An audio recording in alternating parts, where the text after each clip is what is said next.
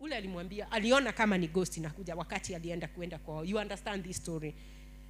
Vile alianza kwenda kwake, imani yake ilishuka. Yesu alimwambia, wewe, who is this guy? Alimwambia, wewe mtu wa imani ndogo, naomba Mungu anizidishie hii imani. Kwa hiyo mawimbi ninapita juu, niyapite tu juu nikifurahi, nikiimba, nikisema Mungu wewe ni mwema.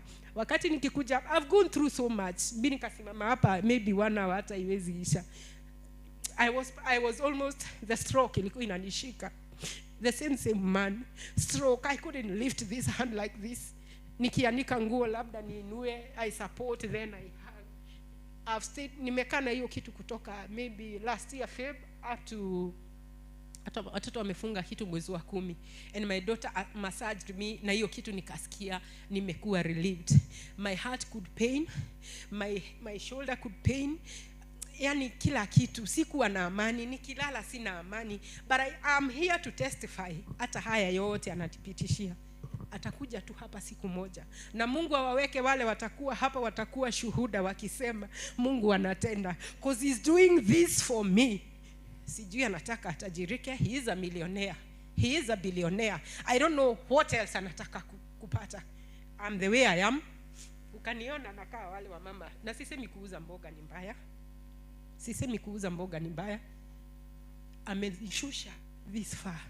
Even getting that 100 shillings to come here, I can't get, but I'm here to testify. And tomorrow and the other day nitakuja nitatestify, and I'll be among wale watasema Yesu actually amenitendea, amenishushia haya yote. Sijui anataka niende tuwe tukibeba hizo vitu na yeye, tuwe kwa Illuminati na yeye. Mimi 31st uliambiwa ni mwaka wa kujiamulia. If it is that family, kama itafika mwisho, I have nothing to lose. Na Yesu ni shahidi wangu, I have nothing to lose. Nimezaa, niko na watoto 3, at least itaitwa tasa. Kama ni huo Bwana atafanya nikose uzima wa milele, wacha na iwe mwisho. Sijaamua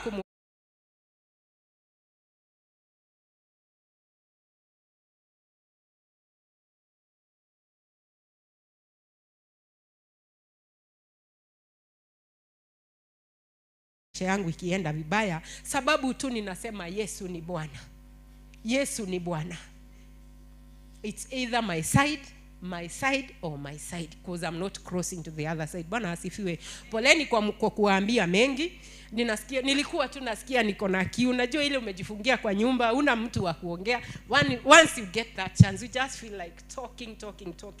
I can cry, and I hope crying is not bad.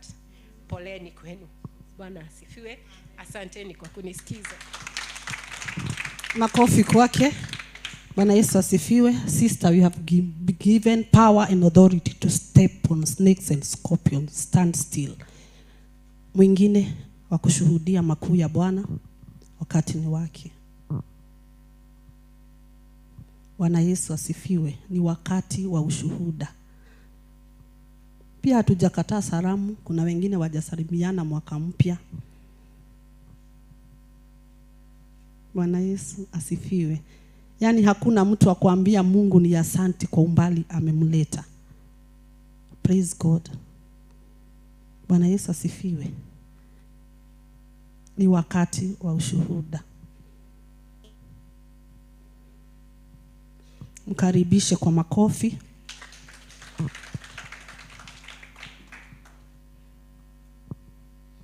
Makofi kwake.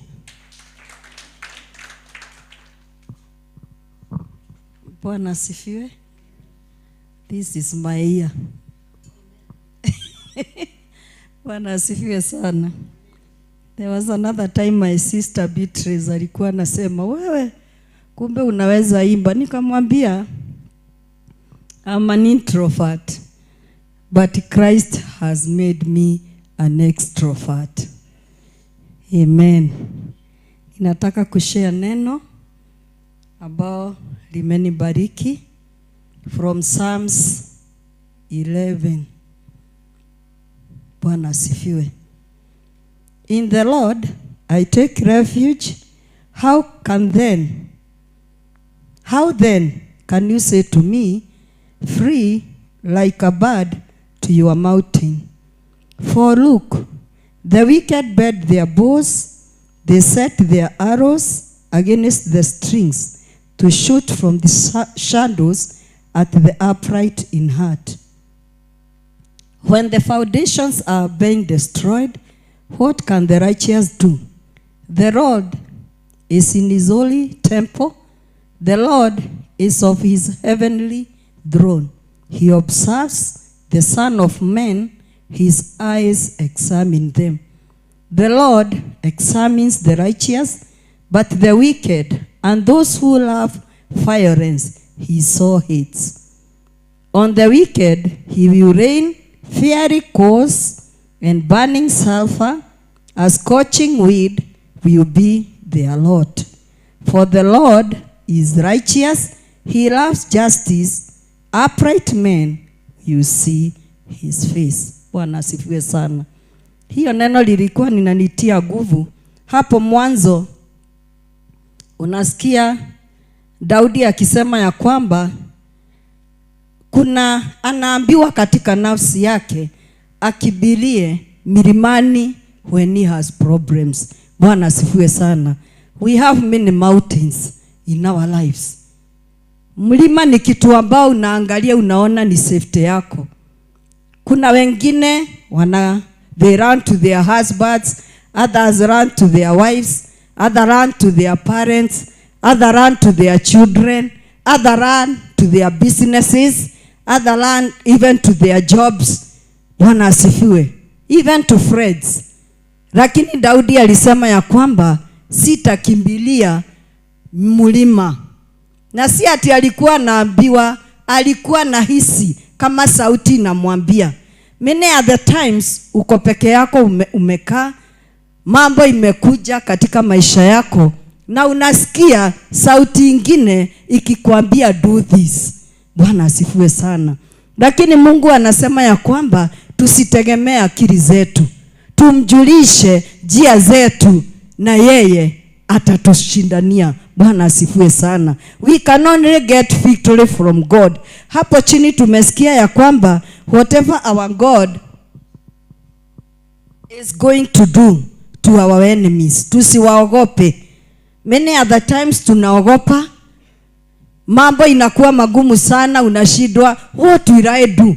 Ni nani nitakaye mkimbilia? Ni nani atakaye nisaidia? Lakini Mungu wetu anasema ya kwamba atawanyeshea fiery coals and burning sulfur, a scorching weed will be their lot. Bwana asifiwe sana. Ya 7 inasema, for the Lord is righteous, he loves justice, upright men will see his face. Bwana asifiwe sana. I know that by the end of this year tutaona uso wa Mungu. Tutaona uso wa Mungu katika manyumba zetu. Tutaona uso wa Mungu, pengine ni watoto wako, umewaombea Mungu sana. Utaona uso wa Mungu umeng'aa juu ya watoto wako. Utaona uso wa Mungu umeng'aa katika ndoa yako. Utaona uso wa Mungu umeng'aa kwa biashara yako, kwa kazi yako, kwa mambo yako yote. Na I know by the end of this year we will have many testimonies, not because of our own power, but by the power of the name of Jesus. Mbarikiwe. Makofi kwake. Bwana Yesu asifiwe. Wa mwisho ndiposa tufunge nafasi ya testimonies. Ni wakati wa ushuhuda. Bwana Yesu asifiwe. Tufunge. Praise God. Ni wakati mwingine tutaenda kusikia, kujitayarisha kwa ajili ya neno la Bwana. Praise and worship. Mtarudi ndiposa mtuongoze kwa worship 2. Kabla wajiandae kwa worship, ningetaka tusome Revelation 3 verses 20 ndiposa tujiandae kwa ajili ya neno. Revelation 3 verses 20.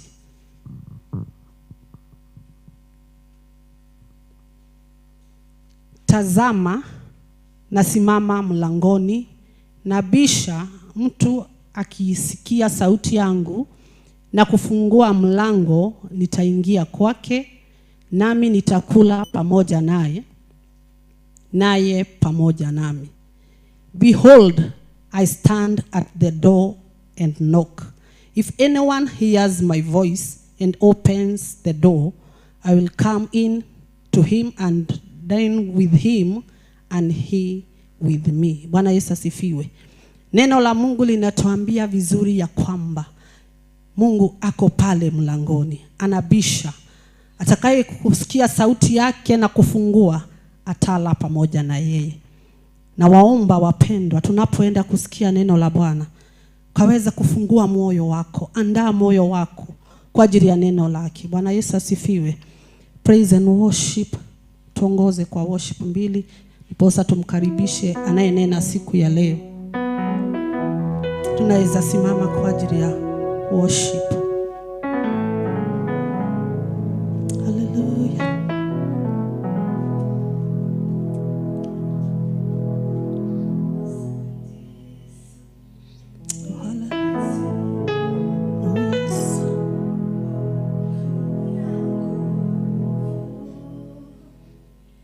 Down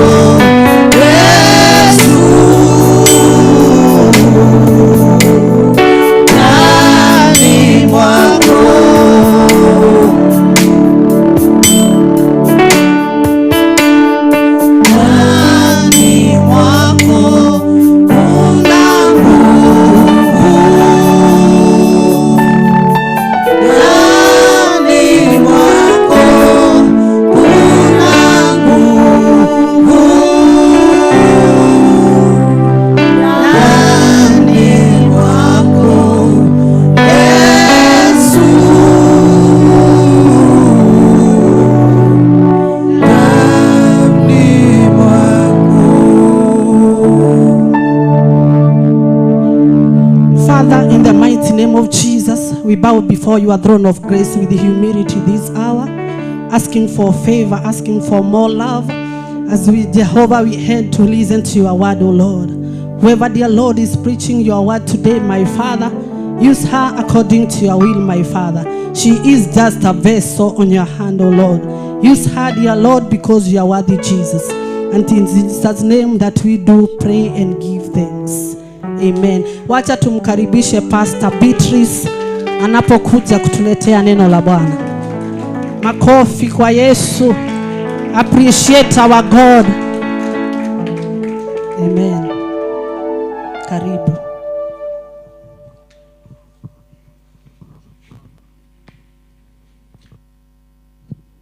Bwana Yesu asifiwe. Praise the Lord.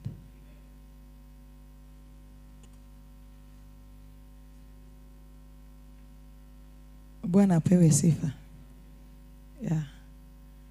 Ni jema ambayo Mungu ametuleta katika nyumba yake, ni kwa sababu ako na lengo na ako na kusudi ya kila mmoja wetu. Bwana apewe sifa.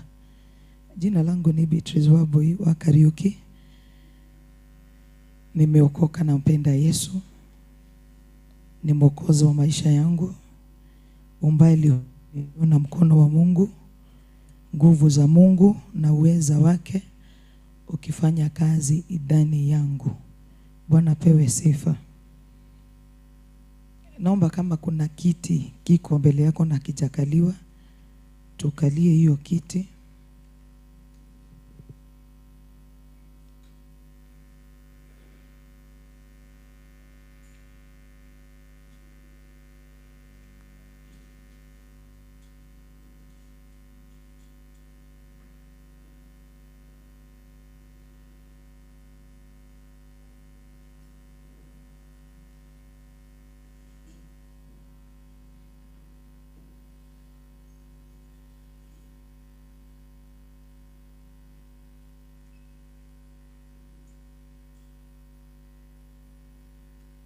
Kwa nini hiki kiti inaogopwa? Naona watu wanazunga lakini hakuna mwenye anaitaka.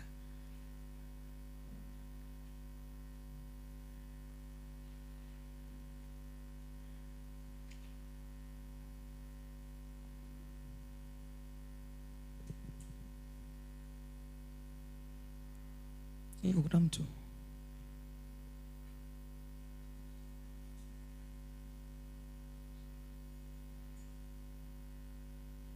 Mami, wale wako nyuma kujeni kwa hizo viti mbili.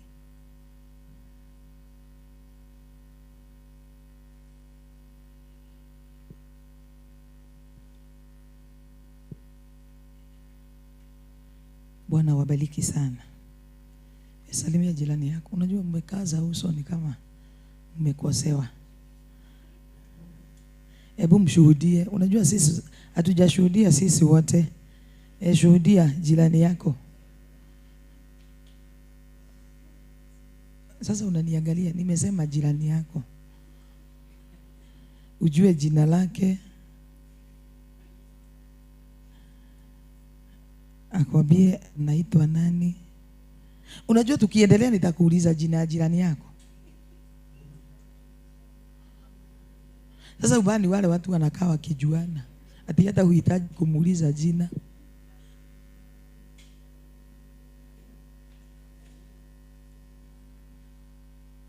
Ni morali ana meheo.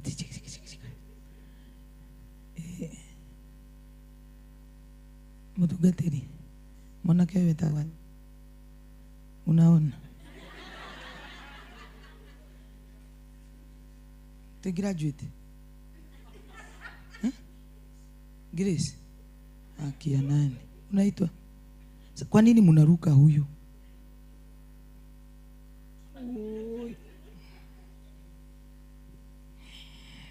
Bwana apewe sifa.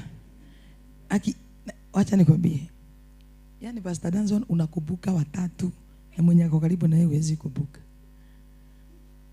Bwana apewe sifa. Praise the Lord. Yeah. Tunayo nafasi njema ya kusikia neno la Bwana.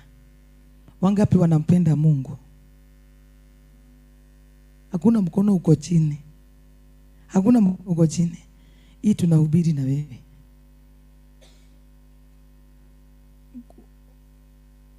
Nani anampenda Mungu?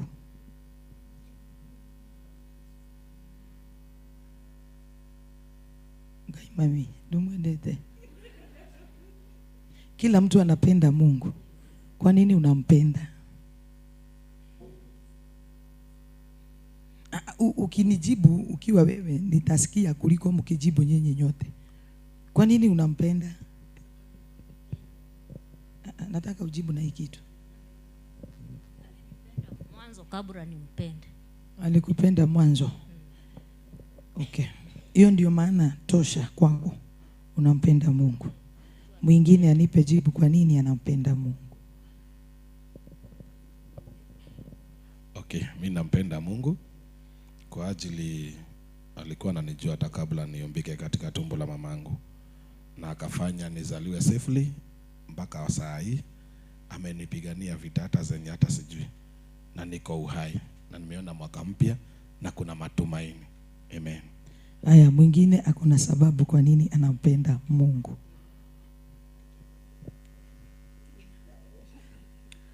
Praise God. Amen.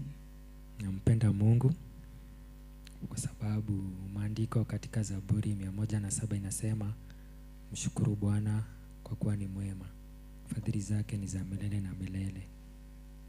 Waseme hivyo wale ambao wameokombolewa kutoka kwa mkono wa watesi wao. Bwana Yesu asifiwe. Kwa hivyo nampenda Mungu kwa sababu aliniokoa, na Biblia bado inaendelea na kuniambia katika John 15:16, you did not choose me but I chose you and appointed you that you may go forth and bear fruit. Kwa hiyo najua kuna ile sababu na kuna ile lengo ambayo Bwana alinikomboa. Amen. Bwana apewe sifa. Kwa nini unampenda Mungu?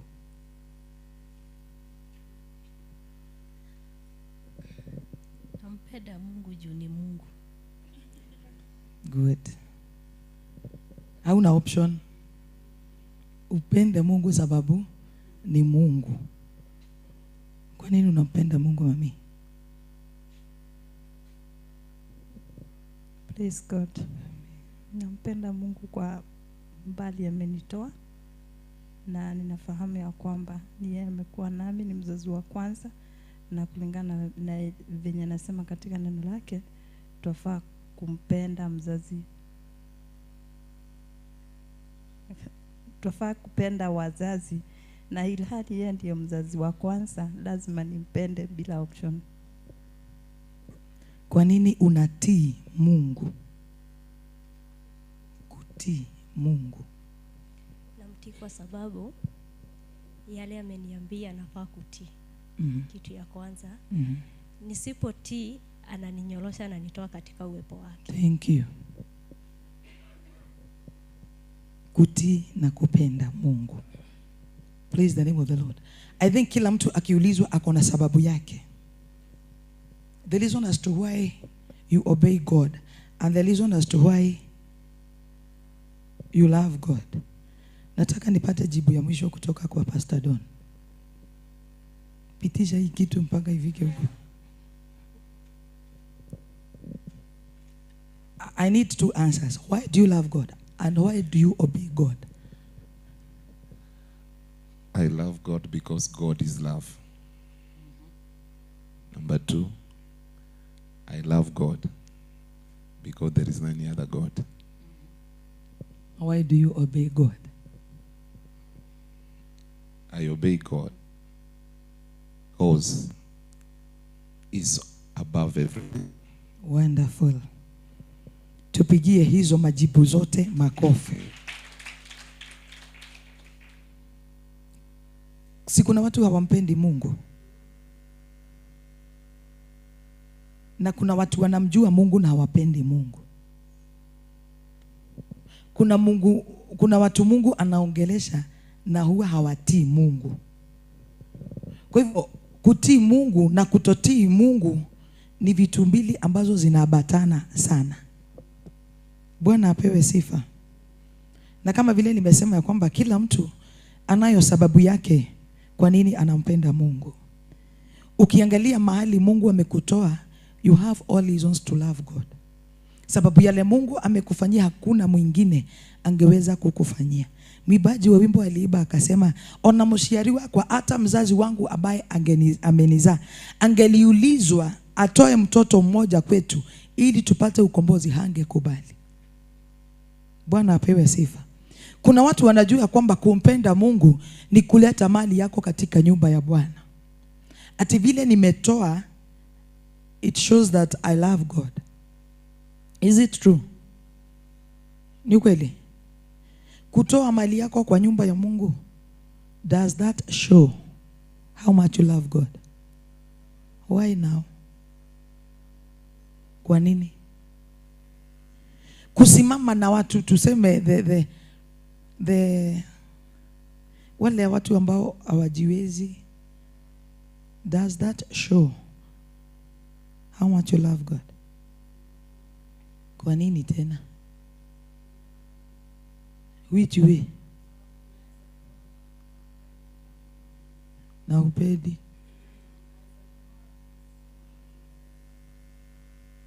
Unaweza toa na sipendi.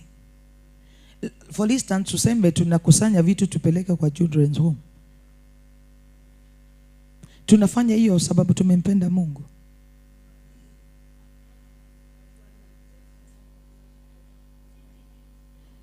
Why 50-50 now? Na wewe binafsi sasa, wewe mwenyewe utoe, wewe si wewe. Unafanya hivyo sababu unampenda Mungu.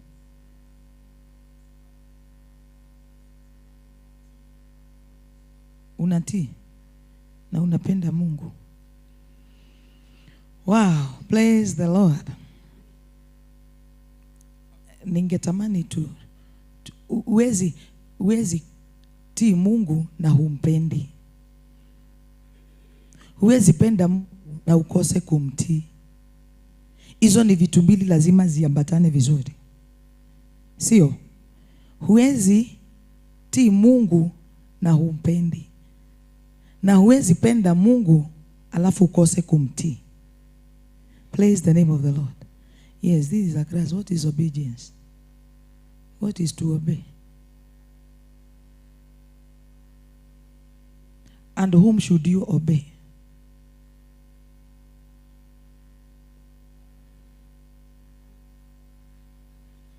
Mimi nataka jibu. What is obedience? And whom should you obey? No. Yes.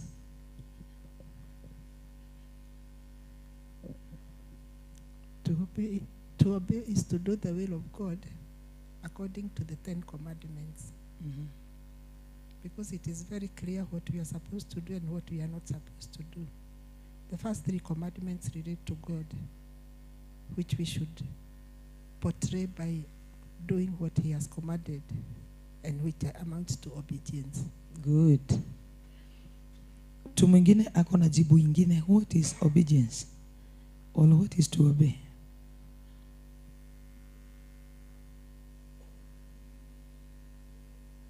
Aidumo? What is obedience? Follow instructions. Yes. And whom should you obey?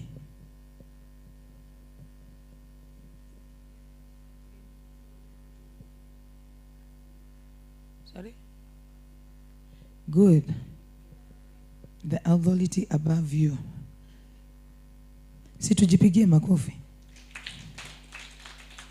Sasa kwa nini ulishika hiyo grade ulishika? Ama ni maswali ilikuwa gumu?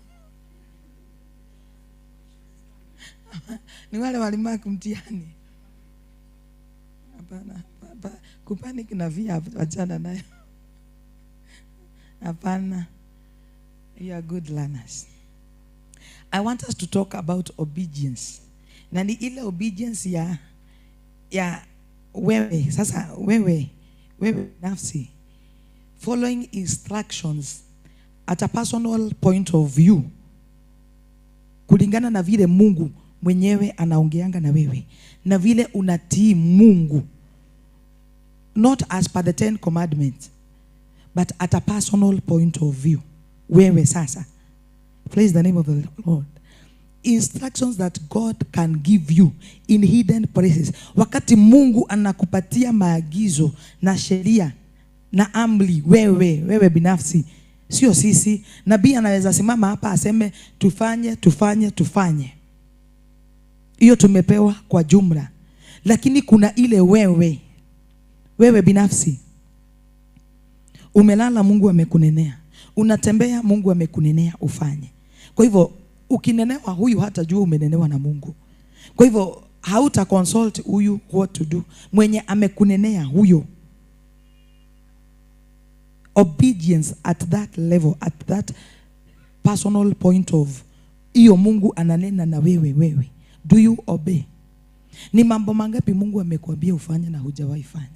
Ati sababu uliambiwa mimi sikujua na hatukujua, kwa hivyo haukufanya. Praise the name of the Lord. Ebu jitaka mkutano ya seconds kadhaa. Ni mambo magapi ambayo yamepita Mungu alikuambia ufanye na haukufanya? Yes, you love this God and you didn't obey. Praise the Lord. Nini Mungu alikuambia ufanye? Si wewe na haukufanya. Ati sababu ni wewe tu unajua, hakuna mahali mbali Mungu anaweza akakupeleka. Akakwambia uende. Instead ya kuenda ulitaka kujua kwa nini anakutuma. Did you obey? Ni mambo mangapi Mungu alikuambia? Ni instructions gapi na gani Mungu alikuinstruct and you disobeyed simply because ukijiangalia wewe unaona hapana. Mungu amekwambia toka hapa enda mahali fulani, lakini wewe unataka kuambiwa nitoke hapa niende pale. Unataka kujua nikifika pale nitafanya nini. But God anataka tu just obey. Toka hapa kaa pale. Uniulize kwa nini Beatrice unanitoa hapa unanipeleka hapa? Si kwanza uende, alafu ukifika hapo nikwambie what to do next. Praise the Lord. Ni watu wangapi hawajawahi kuwa disobedient kwa Mungu? Ni mara ngapi umekuwa disobedient kwa Mungu? Mungu anakuongelesha mara ya kwanza, ya pili, ya tatu.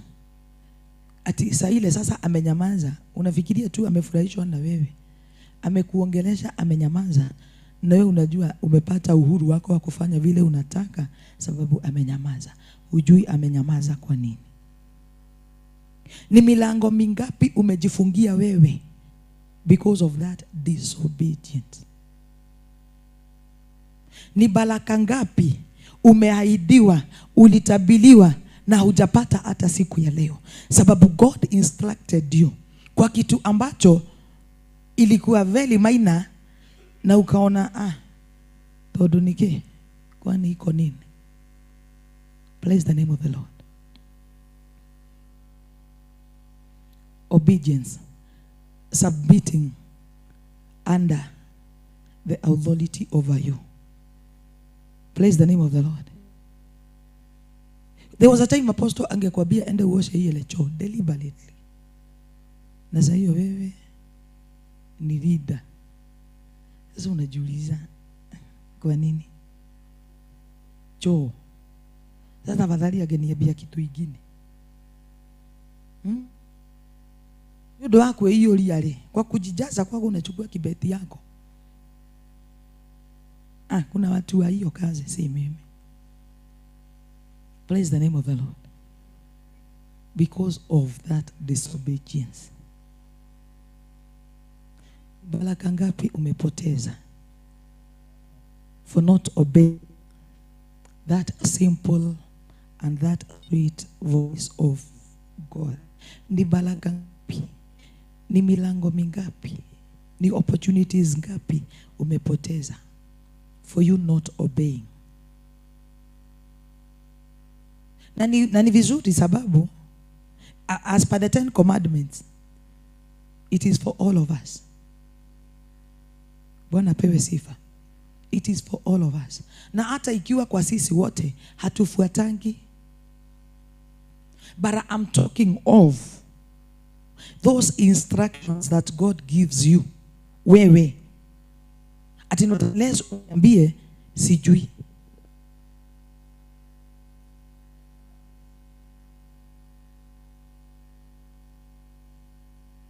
Not unless uniambie sijui na hata siwezi elewa, sababu ni wewe. Bwana apewe sifa. Let us look at the book of John 6 and verse 38. John 6 verse 38. Tutakuwa na vitabu kadhaa of which zingine ukiziandika mahali utaenda kusoma kwa sababu ya muda na wakati. Wakati wowote utakubali kutii Mungu,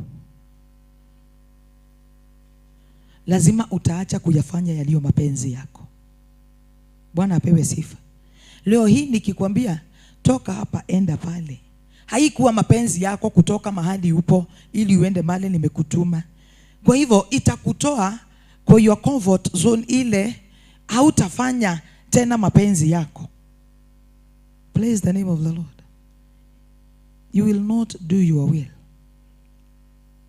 Ukitii Mungu ni kusema ya kwamba Mungu amekupatia ujumbe utoke hapa uende Eldoret, ati uende kwa mtu fulani.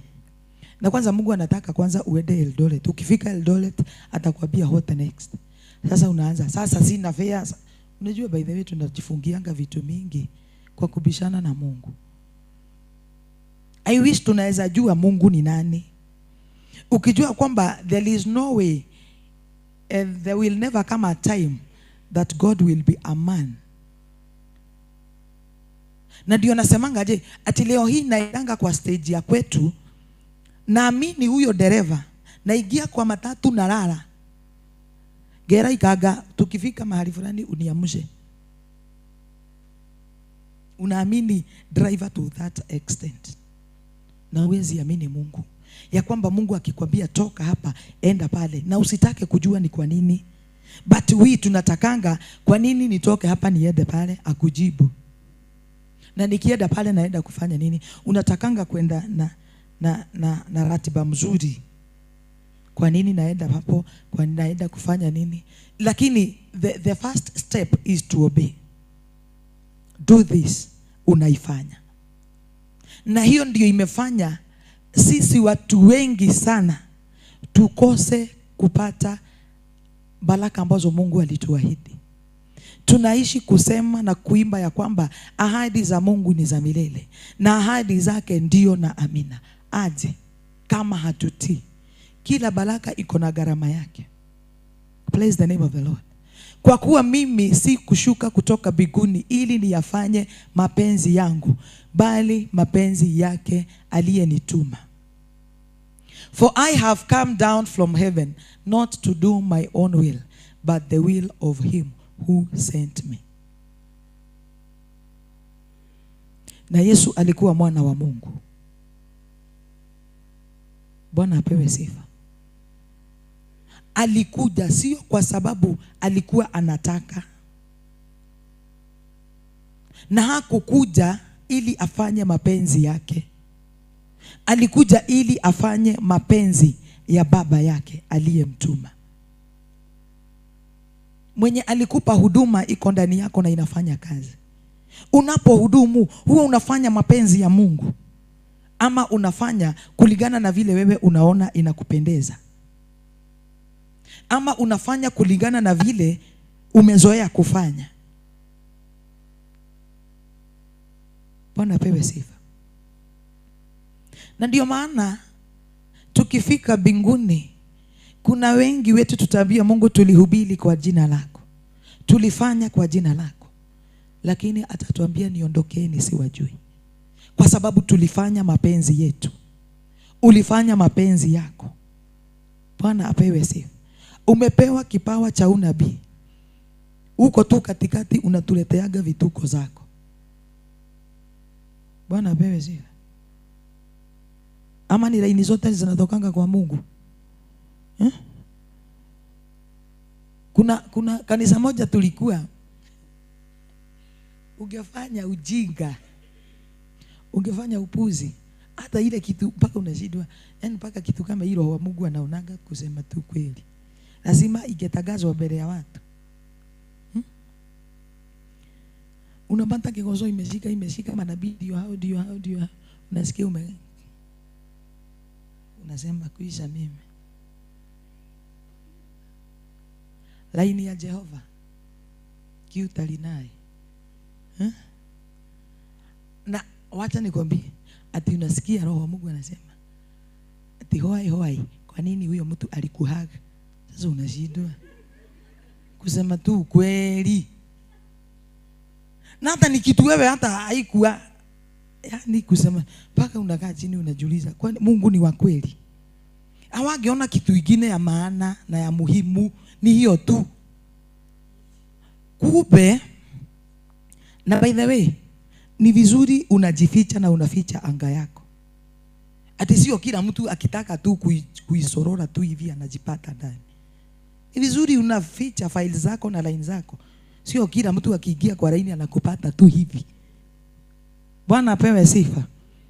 Sababu walikuwa wanaona vitu. Nikakuja kugundua na tukaambiwa. Tulikuwa tunakaa, it's like we were naked, tumekaa tu hivyo. Kwa hivyo pastor akitaka failo yako inaletwa hivi, anaisoma.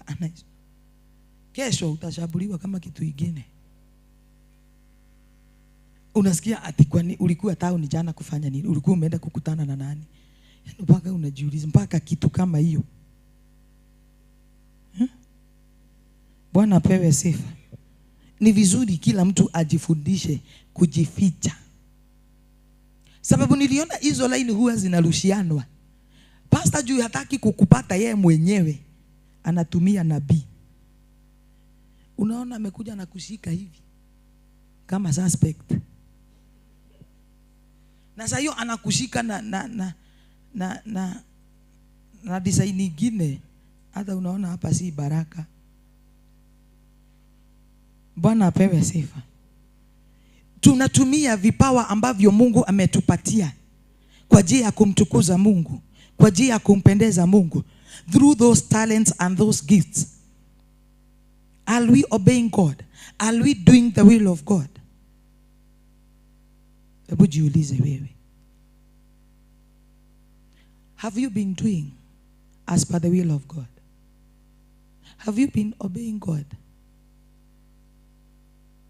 And yet we love God. Bwana apewe sifa. Unampenda Mungu, lakini haufanyi kadri na mapenzi ya Mungu. Tunaonanga ni kana kwamba Mungu yuko mbali sana. Mimi naweza nikakudanganya alafu nikatubu. Kwani iko nini? Si mimi, ni wewe. Sababu unaona ni kama Mungu ako mbali sana. Afadhali ni sympathize na wewe, nikwambie ile kitu unataka kusikia, lakini ni mkufuru roho wa Mungu. Lakini nisiyafanye yaliyo mapenzi ya Mungu. Hata kana kwamba naona hauenendi na njia ambayo ni sawa, nikupembeleze tu. Afadhali nimkosee Mungu. Na hivyo ndivyo watu wengi tunafanya. Unakosa kutii Mungu, and yet you love God. Sisi zote tumeinua mikono juu ya kwamba tunampenda Mungu, lakini hakuna mmoja ameinua mkono mwenye hajawahi kosa kutii. Sisi zote kwa njia moja na nyingine tulikosa kutii. Na ukaassume na ukasema tupilia mbali. Kwani atadu? Hakuna that is where we go wrong. Ya kwamba wacha nifanye hii, God will understand. My friend, ata understand leo. Na si kuunderstand kukuangalia tu. Endelea tu na hiyo upuzi. In the name of understanding. Kuelewa kwa Mungu si kwa mwanadamu. And that is why Mungu anachunguzanga moyo. Kuna wakati utapata mwizi amechapwa na amepelekwa kotini, Ama mtu ameua na amepelekwa kotini, alafu upate after judgment huyo mtu ameachiliwa. Kama ni mwizi, hakuiba sababu ni mazoea ya wizi. Maybe ulimpata kwa shamba lako akakata ndizi, akaenda kupikia watoto.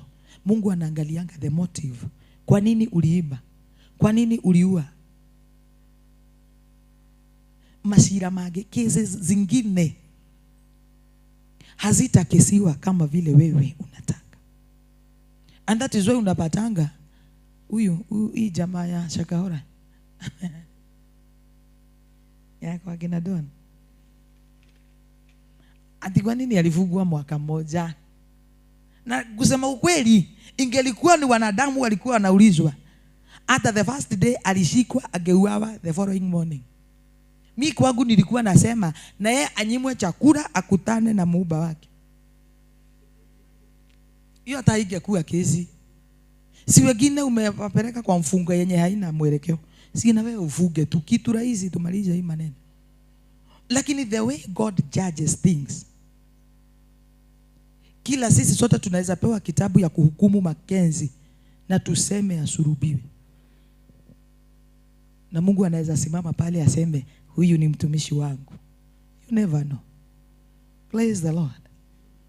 Bwana apewe sifa. Kama vile Yesu alitoka juu mbinguni, si kuyafanya mapenzi yake, bali kuyafanya mapenzi ya aliyemtuma. Tuko chini ya apostle, ndio. Aro. Have we submitted to that authority? Wachana na Mungu, tuko chini ya apostle. Have we submitted to that authority? Tumetii. Akina nani wanapenda apostle? Nikimuro ya guokona guoya. Wini mnaogopa kuchukua Mungu?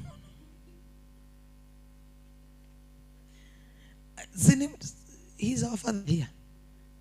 Nani anampenda?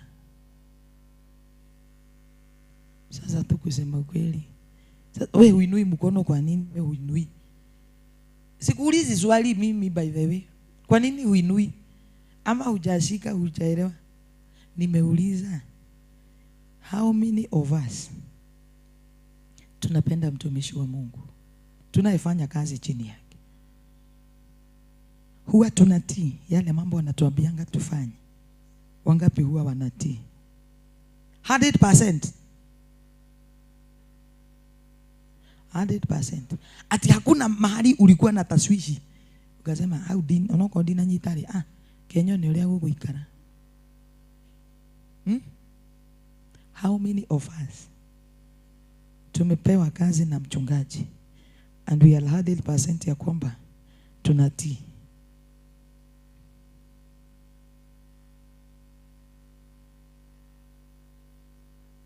God bless you. Hakuna siku ulituma umpelekee habari na hukuenda? Niwe maki.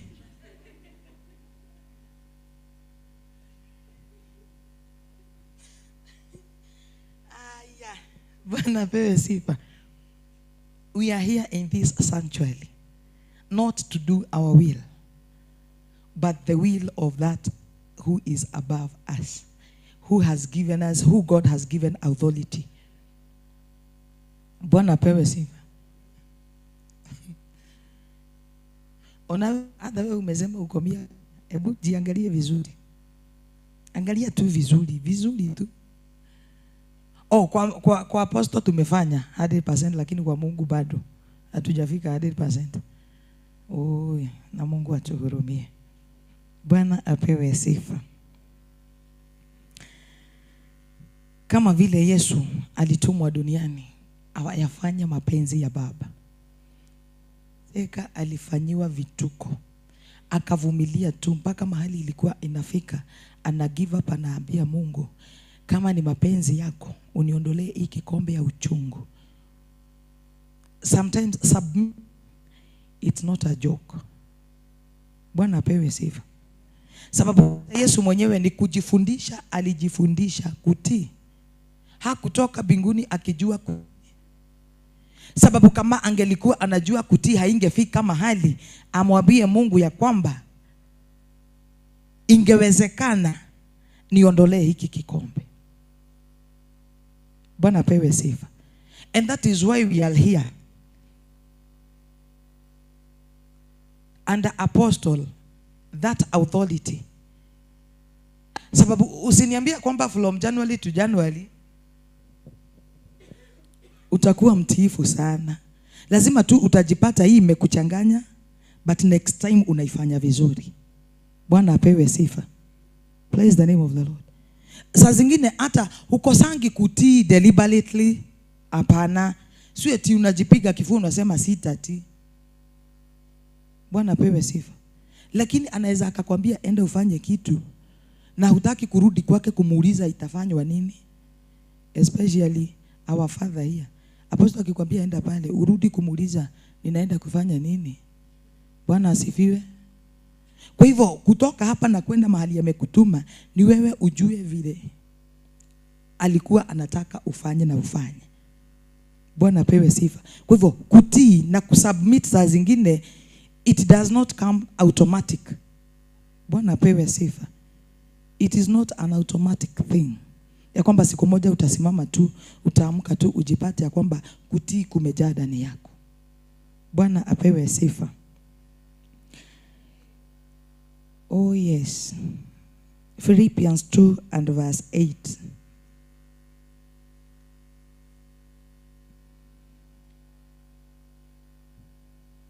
Jesus was a good role model. Alikaa duniani kama mtu.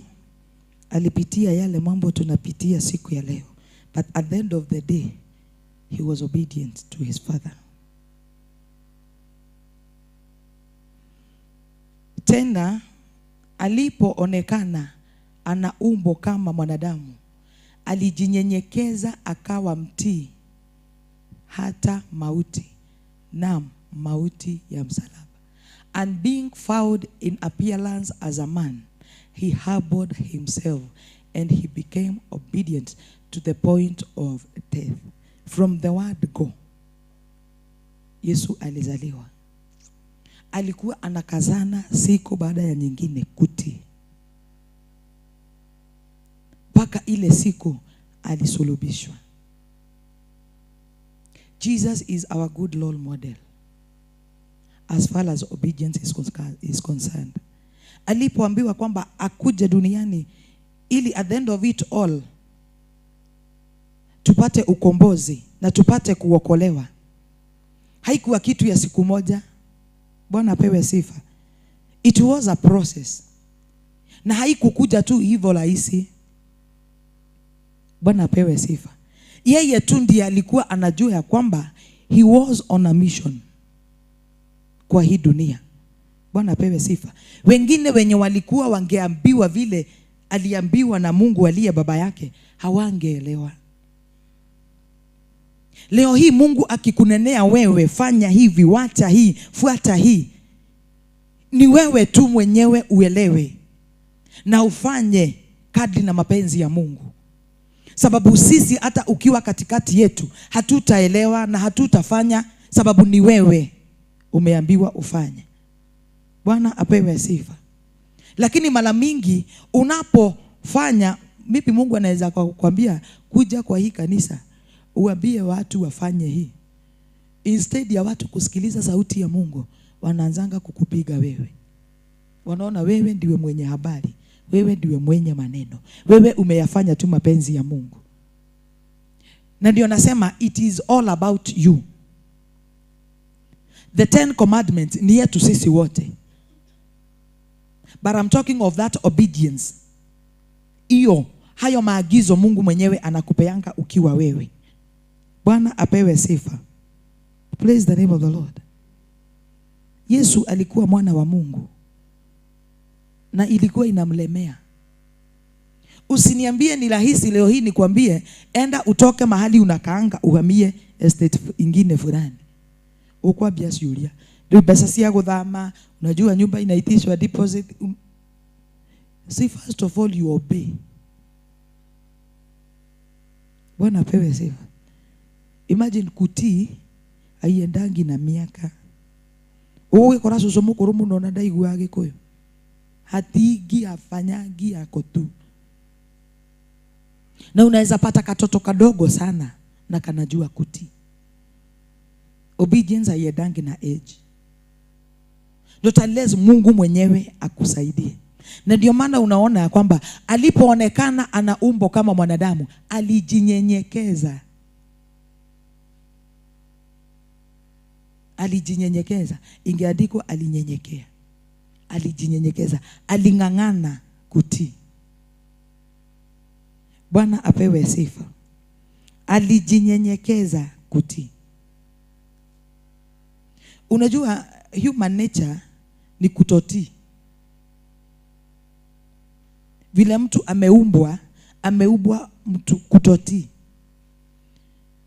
Lazima uargue. Umeambiwa hivi, mpaka tuna argue na Mungu. Lazima kwanza uargue. Ati sawa, ni wewe umesema nataka kuona ishara. Na ni gai. Ni Mungu amekuambia. Ati kama ni wewe Mungu, nani alikuwa anaekea Mungu kale kagozi? Wengi wetu tuko kama Gideon. Ati kama ni mpaka unashindwa, kwani unaongeleshangwa na watu wangapi? Unanene wangu na watu wangapi? Unakuwa na hiyo roho ya doubt ile. Kama ni wewe Mungu umesema, by kesho wacha nione. Imagine kwa uaminifu wa Mungu unapata tu Mungu, sababu anataka ujue ni yeye anafanya. Alafu bado anafanya kitu, bado hujaridhika. Mara ya mwisho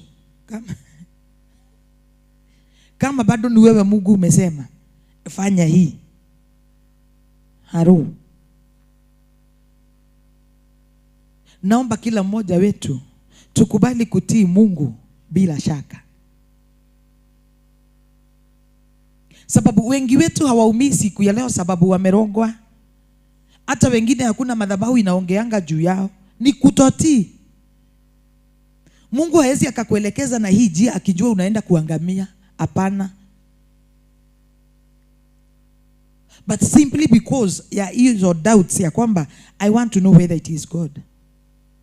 Paka unajiuliza, unanene wangu ana nani na nani? Ati kama ni wewe Mungu. That is the way Peter alimwambia Mungu, kama ni wewe niambie nije. Kama ni wewe, sababu alikuwa ameona pepo fulani. Koroni wenjira.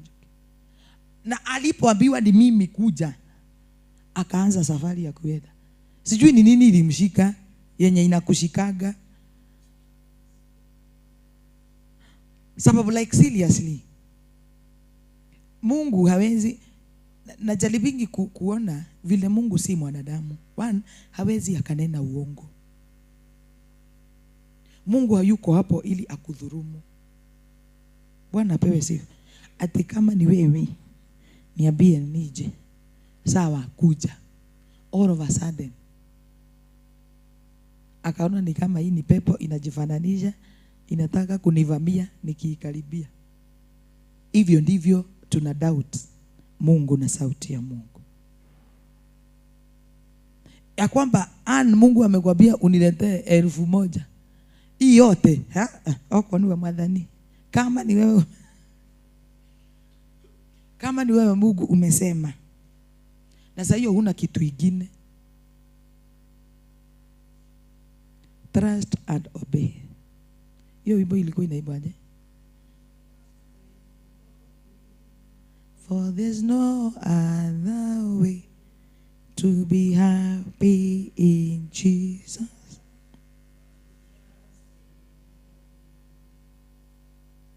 To be happy in Jesus. It's just a matter of trusting and obeying God. Kutoka siku ya leo natamani tumeaminia Mungu mambo mingi ya mwaka huu. Si ndio? Sasa tutaomba ombi ambalo ni la kumwamini Mungu na kutii Mungu. Sisi zote tunampenda Mungu. Lakini kutii Mungu hapo ndipo pako na tashwishi. There is no way utatembea na Mungu na hautii Mungu. atakana kwamba umetabiliwa nini. Mwaka utaisha ukisema tu, ukilalamika, ukimwambia Mungu ni wewe ulisema utanibariki na kitu fulani na sijapata. Mungu hana shinda, ameachilia na atakuwa ameachilia. Lakini wewe kutii Mungu utakuwa sawa. Atakapokuangalia ataona mtu ambaye ni mtiifu mbele zake. Kwa kazi ambayo Mungu amekupa utakuwa mwaminifu na utakuwa mtiifu. Bwana apewe sifa. Ndio maana talanta mingi zimelala tu, hazifanyangi kazi. Sababu Mungu maybe anataka kukutumia, lakini wewe kuna ile njia unataka Mungu aingilie na atumie hiyo. Akikuelekeza hii unang'ang'ana, unataka hii. Mungu anaachana, anaenda kushughulikia mwingine. Na wewe uko hapo ukilia, ukiona ni kana kwamba Mungu si wa kweli, na ukiona ni kana kwamba Mungu si wa haki. Bwana apewe sifa. Na Mungu atusaidia kwamba kutoka leo tutaambia Roho wa Mungu atufundishe kutii. Usiniambia kwamba kesho utaamuka ukisema from today henceforth I will be obeying everything that God will be telling me. Utakuwa unajidanganya. Lakini kwa kila siku, kila wakati ukiambia Roho wa Mungu nisaidie, ya kwamba yale yote Mungu atakayo niagiza kufanya, utanisaidia kufanya, utajipata ni kweli utakuwa mtu ambaye anatii Mungu. Bwana apewe sifa. Na ni lazima uifanye, moyo wako ukue unapenda. You must be willing to obey. Bwana apewe sifa. Hata zile the 10 commandments tumepewa, ni watu wangapi ambao huwa wanavunja hayo those commandments? Si ni wengi. Na wangali tu wanajua ya kwamba usiwe na Mungu mwingine ila mimi sasa Mungu. Na bado unapata watu wanapanga laini kwa waganga na wachawi wakijitafutia misaada. Leo hii ukiulizwa kwa kibeti yako kuna handkerchiefs gapi na maji ngapi, tukizimwaga hapa utashangaa. Ingine imeandikwa Manyuru, ingine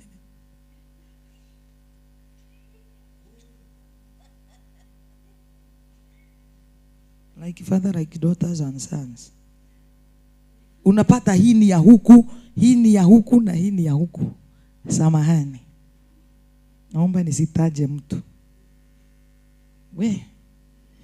Ukimwaga hapa utapata hizo machupa zikona hii ni ya huku, hii ni ya hapa, na haijakusaidia. Na maybe umetumia pesa yako na mali yako ukienda kutafuta Mungu mahali hayupo. Ilikuwa tu Mungu amekuinstruct kitu kidogo sana, fanya, ukaona ni kama ni akili zako zinakueleza, ukaona ni kama wewe umefikiria, ukakosa kufanya, ukaenda kumtafuta Mungu. Sio kila mahali utasikia Yesu hapo utakimbia. Bwana apewe sifa. Praise the Lord. Na wacha nikwambie, unaona kutii Mungu, it is for your own good. Hata si kwa kanisa, ni kwako wewe binafsi.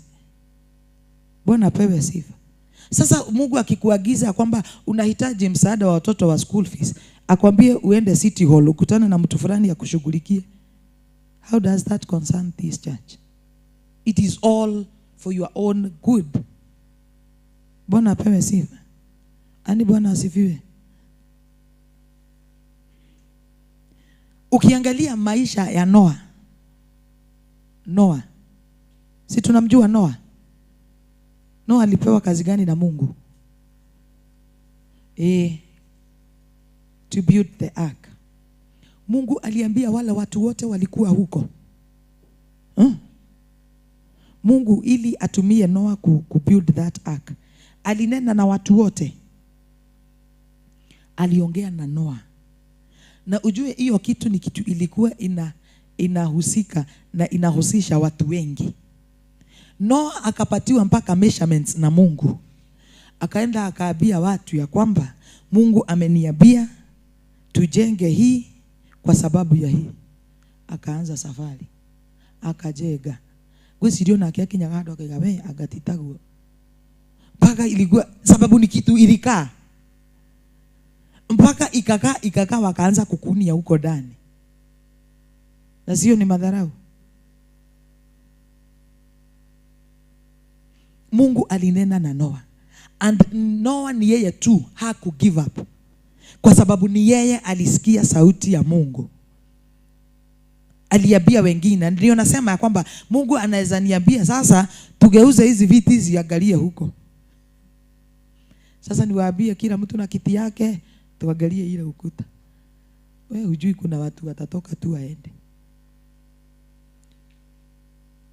Bwana pewe sifa. Hivyo ndivyo Noah alifanya. Aliambiwa na Mungu ya kwamba jenga hii.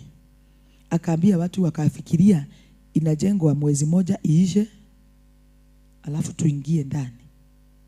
Wakajenga mwaka wa kwanza, wa pili, wa tatu, wakachoka, wakaenda, wengine wakakuja, wakachoka, wakaiachanisha.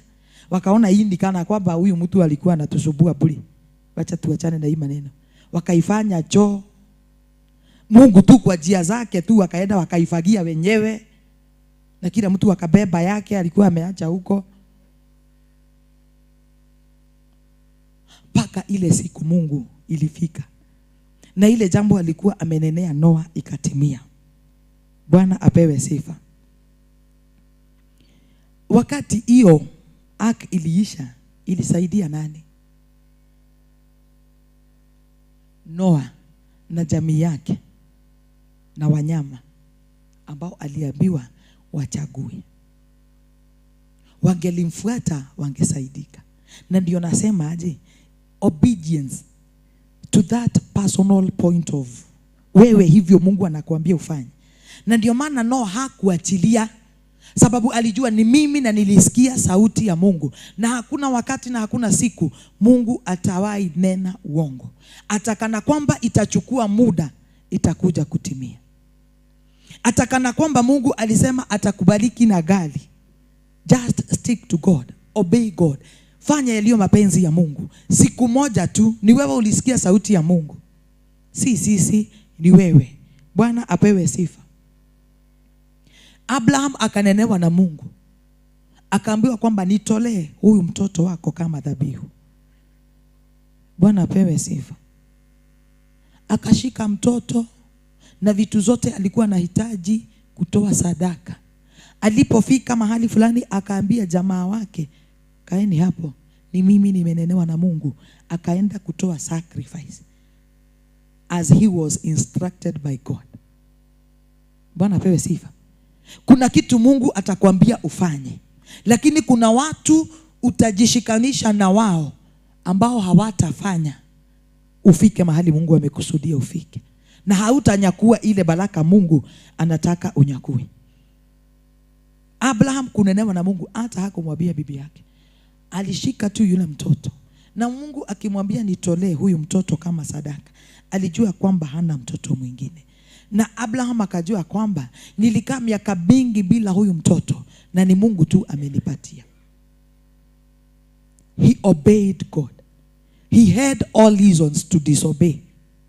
Sababu hata wewe Mungu amekupatia tu after many years, ni mtoto tu ule tu, alafu Mungu akwambia ati wewe ukamtoe sacrifice kwa aliyama. Si ukue Abraham wa leo. Mungu akubariki tu na kitu tu hivi. Kitu umeishi kutolea sacrifice, kupiga magoti, kufuga, unajua prayer centers zote umeomba, alafu amekupatia.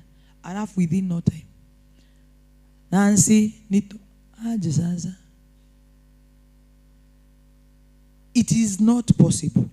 It is not possible kwa mtu aliye na nyama tu hivi na mwili ati Mungu akwambie toa na utoe. Si rahisi. Lakini Abraham alimjua Mungu wake vyema. Bwana apewe sifa. Na kwanza alitii. Kwake ndani yake hakuwa anajua kwamba kuna mahali Mungu atatoa kondoo mahali, lakini alitii. Haku argue na Mungu, alitii.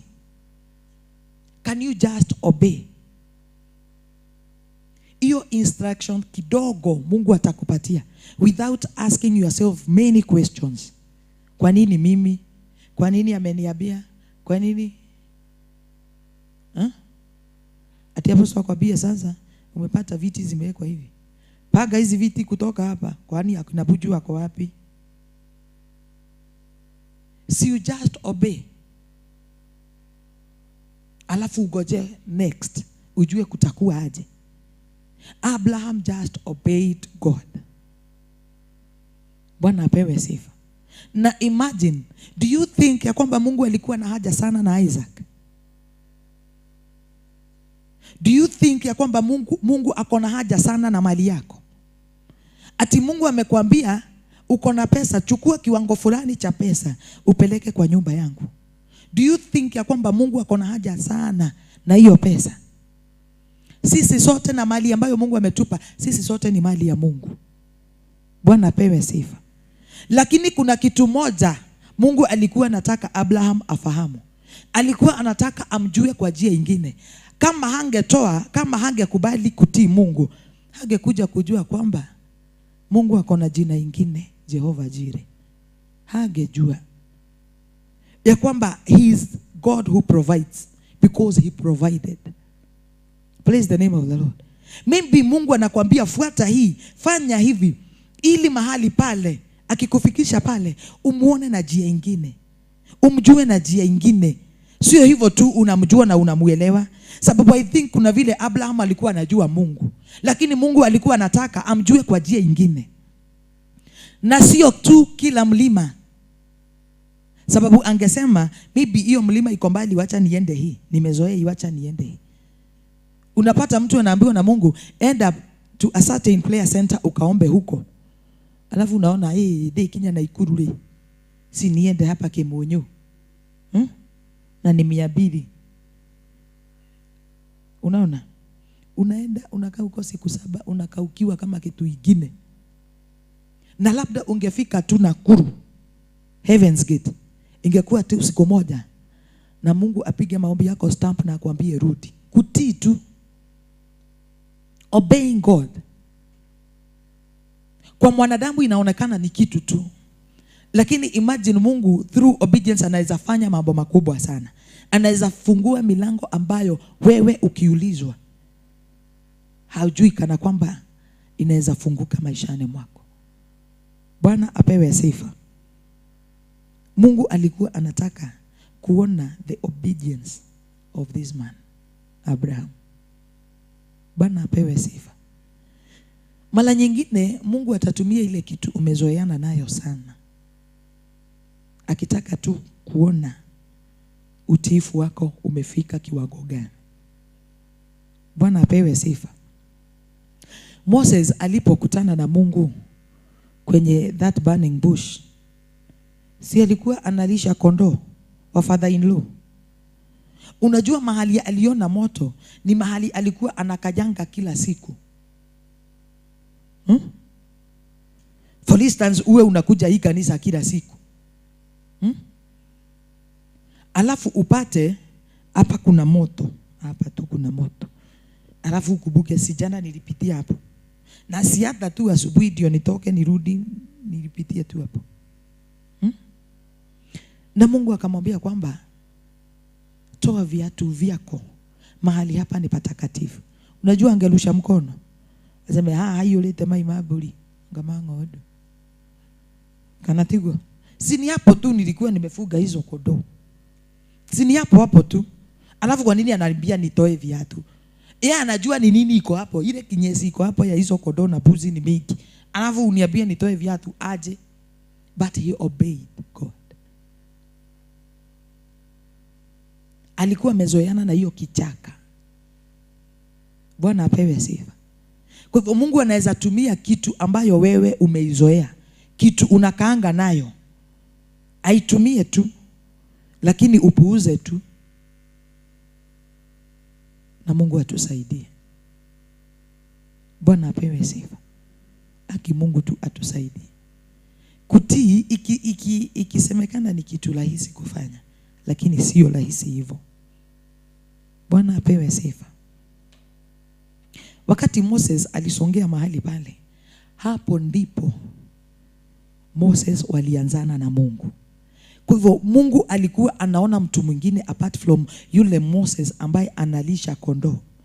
alikuwa anataka wakuwe na uhusiano mwingine na yeye. Bwana apewe sifa. And that is why Moses aliona the burning bush, ili imvutie tu akuje karibu, ili Mungu aweze kunena na yeye. Angeiona tu na aende, au sio? Angeiona tu na aende. Wakati wowote Mungu anapeana maagizo, si bure. Wakati wowote Mungu anakuambia wacha hii, enda na hii, si bure. Na kama wanadamu tuko na unyonge mingi sana ya kwamba kujiongoza tunapenda sana. Yale mambo kwa macho yetu yanaonekana ni mazuri, hayo ndio hutuelekeza kwa mauti. Bwana pewe sifa. Na no wonder Biblia inasema kwamba ishokiria Ngai nilikwata ni nyoroku.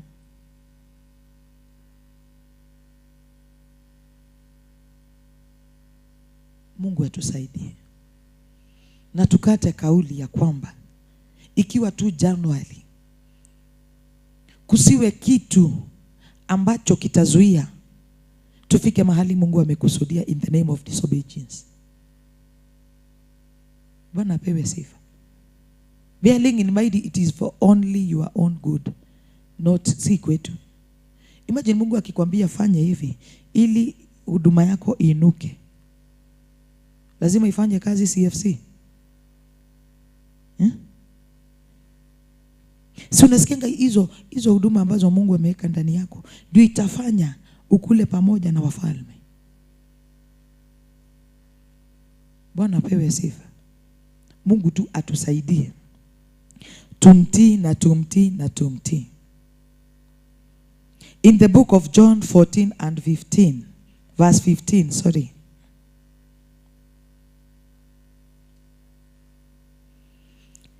Tutii Mungu ili atupeleke kwa kiwango kingine.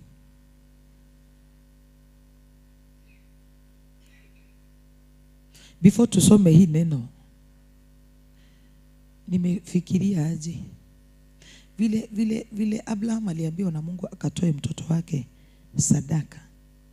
Kuna ile mlima Mungu alimwambia aende mahali pale. Kuna wengi wetu tumeenda kwa milima ambayo haifai. Tumeua Isaacs wetu. Tumeua vipawa ambavyo Mungu ametupa. Bwana apewe sifa. Kuna wengine wetu tumeua ndoa zetu kwa sababu ya kutofanya na kutotii Mungu na kuenenda mahali ambapo hapafai. Praise the name of the Lord. Nasikianga watu wakitoa ushuhuda wakisema ati Mungu alinielekeza kwa hii kanisa. Kwa nini hakukuelekeza kwa hiyo kanisa ingine?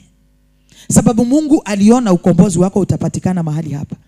Ungejipiga kifua useme huko ni mbali, wacha niingie kwa hii, ungeishi kusema Mungu si wa kweli. Na ni wewe tu haujatii. Abraham alikuwa he had all it takes kusema ya kwamba sitaenda kwa ule mlima, wacha niende kwa hii nimezoea. Bwana apewe sifa. Lakini alisikia sauti ya Mungu na akaiti. Kuna mambo umesababisha maisha yako kuwa katika hiyo hali. Si mapenzi ya Mungu ukuwe katika hiyo hali, lakini wewe mwenyewe kwa kutotii Mungu umefanya maisha yako yakawa katika hiyo hali kwa kutotii Mungu. Umefanya huduma yako ikawa hivyo imedidimia. Si kwa sababu Mungu hajafikisha muda na wakati wa kuinua huduma yako. Hapana, ni wewe haukusikia sauti ya Mungu. Uliisikia lakini haukutii. Bwana pewe sifa. Hakuna mtu amefunga anga yako, ni wewe mwenyewe umejifungia anga yako kwa kutotii Mungu. Praise the name of the Lord. Kwa kutotii Mungu kuna mambo mingi sana umesababisha kwa maisha yako, kwa ndoa yako. Ulipokuwa ukiomba Mungu nipe mchumba, akakuonyesha huyu na wewe ukasema huyu na magego mako marora nitio. Huyu na maitho mahana. Huyu na maguru meri mahana ma left meri. Mimi nataka ule. Kwanza wasichana youth wanadanganyagwa sana. Unaona ati mtu anaibaga vizuri kama Don, ati ni wa praise team. Mwingine kijana anakuja anaona siko ati huko. Mwingine ni Jona anapiga keyboard watu wanaanguka. Ulisikia wapi?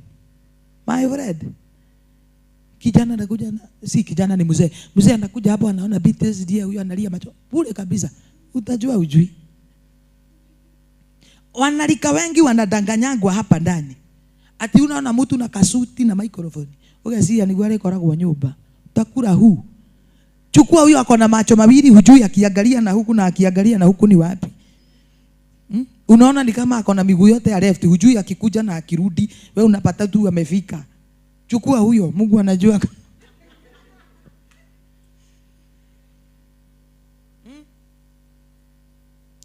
Mpaka unaulizanga Mungu, yaani guy of all the other people unaweza nipatia kitu kama hii?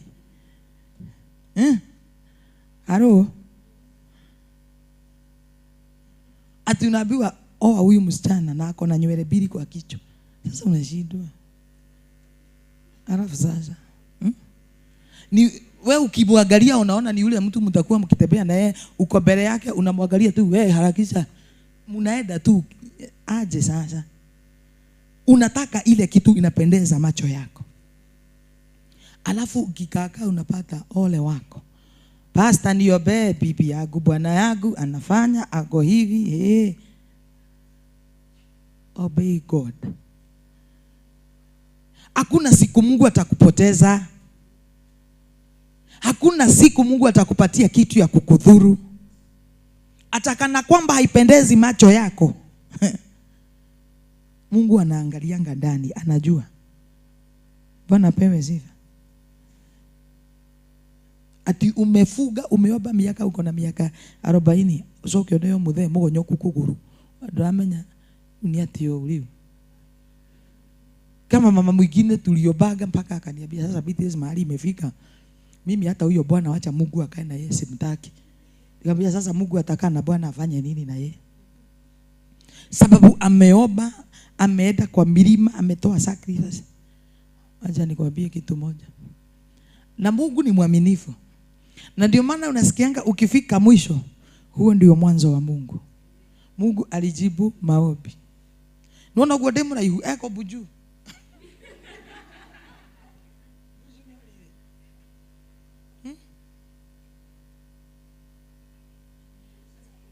Mamuradheka niki. Kwani mnacheka sasa? Na imagine Mungu okabuju. Kuja. Mungu alinena na sauti. Ya kwamba nitakupa bwana. Toka Pauline. Acha hivyo unacheka. Kuja. Mungu alijibu maombi. Na sasa hiyo tulikuwa ile hata mimi niliona ame give up ile, tukaambia Mungu acha tukuje kwako mara ya mwisho kabisa. But we thank God. Sababu huyo mama alikuwa mnono kuliko Poli. Kuja hapa. Sasa alipewa mwanaume kama Buju. Hivyo walivyo. Wako hivyo. Sasa uje ndio uliadhana kanyubeo. Na Buju akakuja na ukali ingine haieleweki. Todo ni arona kuirua. Hata Buju ni mrefu. Huyo mtu alikuwa anamwangalia hivi. Sasa akakuja akania, kuja uone yale Mungu ametenda, mimi sijaiona kitu. Sasa mimi tena turudi kwake tumwambie kama ni hii. Kaeni chini. Sasa nikashindwa unatufanyisha kazi gani sasa? Sasa tutarudi kumwambia aje?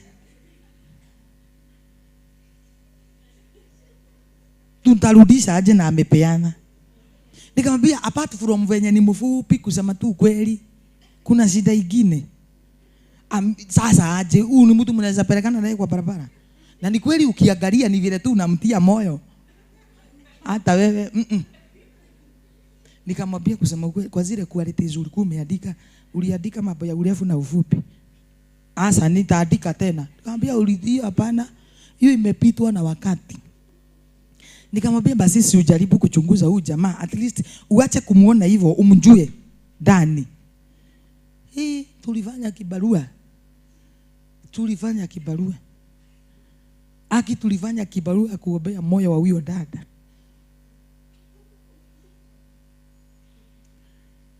Unfortunately, alipoolewa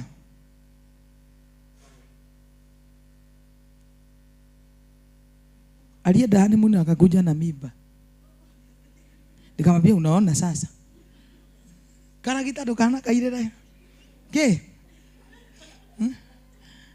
Na bado moyo wake huko hapo. Ati ninafanya ni kwa sababu ni Mungu amesema. Na si ufanye tu sababu ni Mungu amesema. Haro? Gaino akwĩroga ikare korogoco. Anaweza akakwambia uende ukakae coach. Na si ufanye sababu ni Mungu amesema. Wacha nikwambie, baada ya miezi 6 akiwa na hiyo mimba, bwanake akapata accident. Sasa miguu ikakuwa mifupi zaidi ya vile alikuwa mfupi. Sasa alikuwa ananiuliza hii ni shida gani kusema vipi? Nikamwambia wewe panga vizuri. Ukiomba Mungu kitu andika vizuri. Na kwanza before uanze kuomba, iangalie vizuri kama kuna kitu umeacha nyuma. Haro? Lakini huyo bwana ni bwana mzuri kwa huyo mama. Wamekaa mpaka leo hii wako sawa. But it took time kwa huyo mama kuadmit ya kwamba hii ndio kitu yenye Mungu amenipatia. He obeyed God.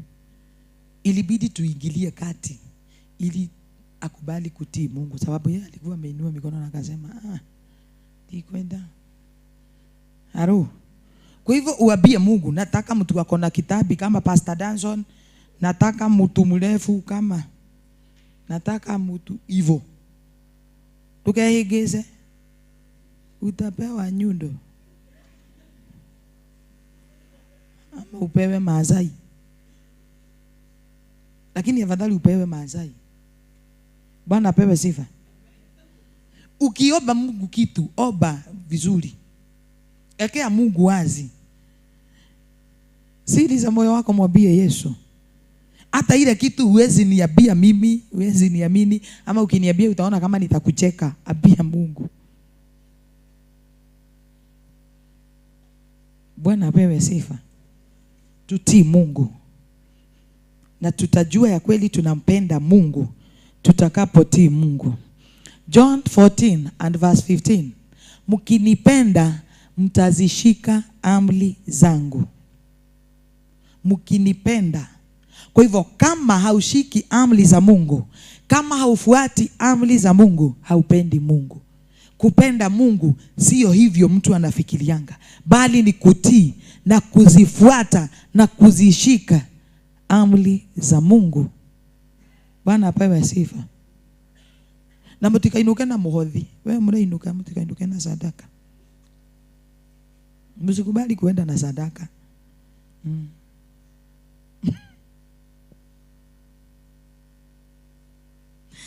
Bwana apewe sifa. Hello? So far so good. Leo mrake nyindilia mito leo. Ati leo. Sasa mnanitigizia kichwa. Unajua mtu kwanza anasema hivi alafu anamalizia na hii kunidanganya. How now and why now? Bwana apewe sifa. Ati kumpenda Mungu ni kufanya, ni kutii na kuzishika. Na kushika ni kufanya yale Mungu amekuagiza ufanye. Bwana apewe sifa. Na kunazo benefits ambazo utapata utakapotii Mungu na utakapokubali kumpenda Mungu. Deuteronomy 28 verse 7, 8 and 9.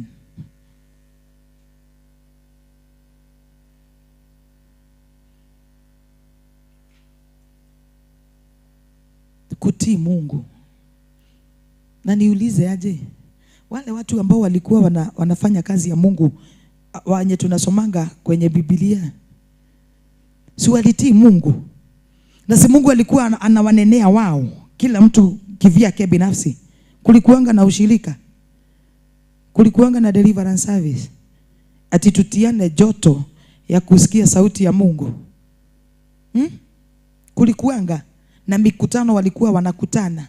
Lakini kila mtu ukisoma kwa neno la Mungu alikuwa anamfuata Mungu, alikuwa anafanya kadri na mapenzi ya Mungu, alikuwa anafuata maagizo ya Mungu. Bwana apewe sifa. And these are the benefits of doing as per the will of God.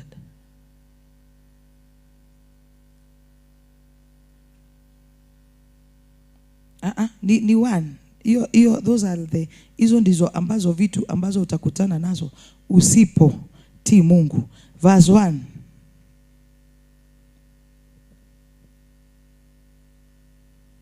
Na naomba kila mtu ajisome. Mimi sitaki kukua shida kwa maisha ya mtu. Itakuwa utakaposikia sauti ya Bwana Mungu wako kwa bidii kutunza kufanya maagizo yake yote ni kuagizayo leo, ndipo Bwana Mungu wako atakapo kutukuza juu ya mataifa yote duniani. Bwana apewe sifa. Until now it shall come to pass, if you diligently obey the voice of the Lord your God. From today henceforth, if you diligently obey the voice of the Lord your God, to observe carefully all his commandments, which I command you today. Bwana apewe sifa. That the Lord your God will set you high above all nations of the earth. Verse 2. Ya kwanza ni if you diligently, utakapokubali kusikia sauti ya Mungu wako na kutunza kufanya maagizo ya Mungu. Number 2. Na baraka hizi zote zitakujilia na kukupata usikiapo sauti ya Bwana. Kwa hivyo kusikia sauti ya Bwana, kutii maagizo ya Mungu, kutii Mungu kuna baraka. Bwana pewe sifa. Utakapokubali kutii, kuna zile baraka zitaandamana na kutii kwako. Amen. Verse 3. Utabarikiwa mjini, utabarikiwa na mashambani. Praise the Lord. And those are the blessings ambazo utapata. Kutoka verse 1 to 6, kuna zile baraka ambazo utapata utakapokubali kufuata amri za Mungu na kutii Mungu. Wacha tuende kwa verse 7. Usipotii, what will happen to you? Usipokubali kuyafanya yaliyo mapenzi ya Mungu, Bwana atafanya adui zako wainukao juu yako. Bedu dhome. Abe hau kiria.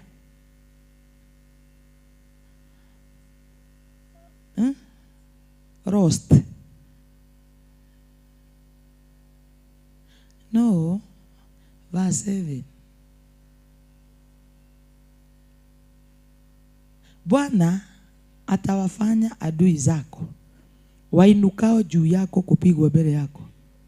Oh, that one is a blessing also. Sasa nataka kwa the curses.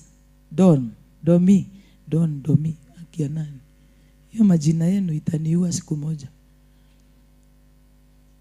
Lakini itakuwa hapa ndipo tuko muko. Kila mtu ajisomee. Lakini itakuwa usipotaka kuisikiliza sauti ya Bwana, kama vile Mungu amekunenea ukakataa kusikiliza, ukakataa kufuata maagizo, usiangalie kufanya maagizo yake yote na amri zake, ni kuagizazo hivi leo, ndipo zitakapo kujia laana hizi zote. Kwa hivyo kutii sauti ya Mungu kuna baraka. Kutotii Mungu kuna laana. Verse 16. Utalaaniwa mjini na utalaaniwa na mashambani.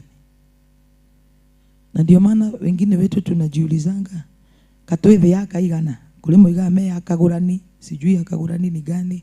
Na ndio maana ukiendelea kusoma hapo chini utaendelea kuona all about those curses. Ya kwamba yule Mungu alikuwa amenena hapo juu ya kwamba atapigana na adui zako. Wakikuja kwa njia moja, atawatawanya kwa njia saba. Sasa utapata wewe uko peke yako, atawaleta kwa njia saba, watakurarua kama kitu kingine. na Mungu atusaidie. Bwana apewe sifa. Bwana apewe sifa. Nasi tusimame kwa miguu yetu.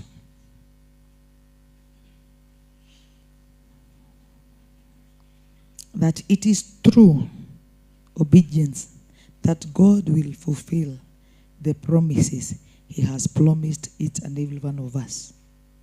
Praise the Lord. It is through obeying God that we will not be tails, but we will always be heads. That we will declare and decree things and they will happen. Kwa sababu ya kutii sauti ya Mungu.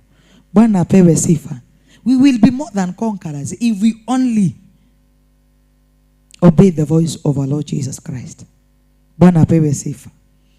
Nataka tuombe msamaha kwa Mungu. Umwambie Mungu, ulinituma si kuenda.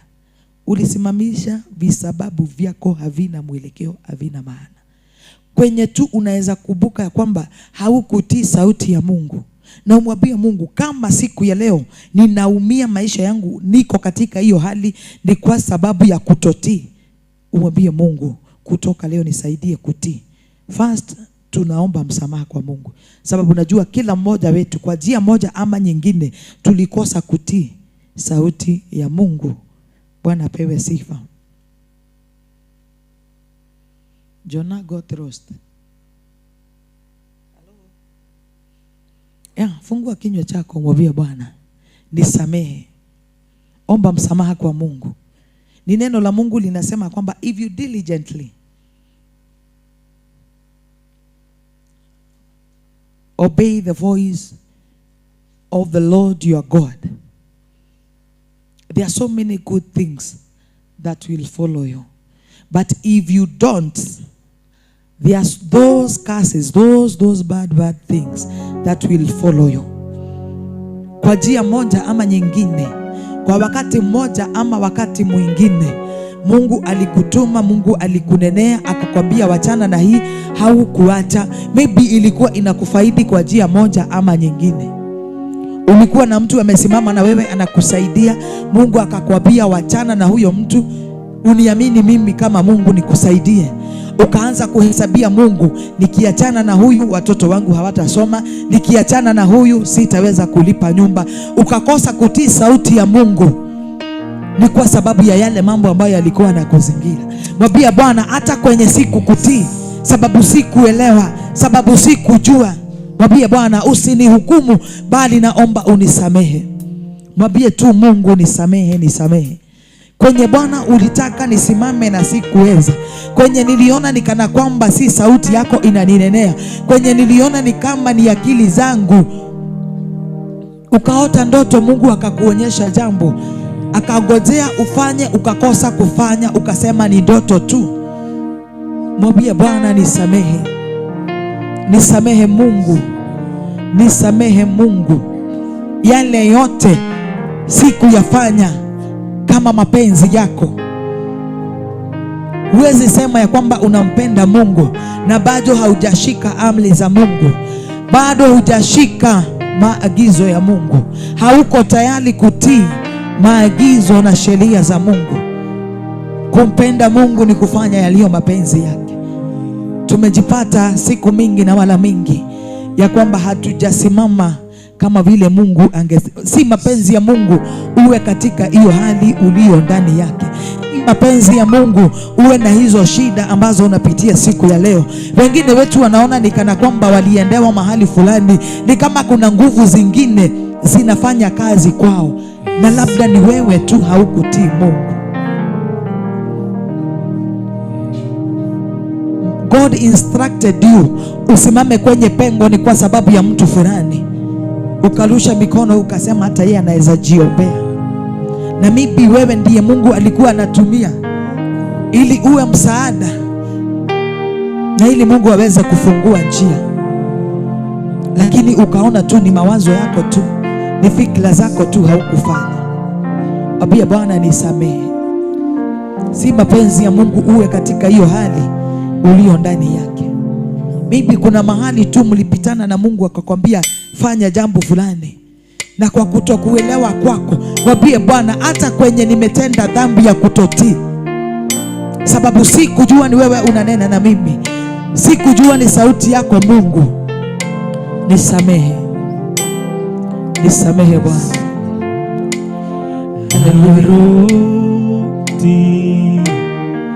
Ndiye Bwana akusamehe. Kutoka mbali sasa unikaribishe, Bwana narudi.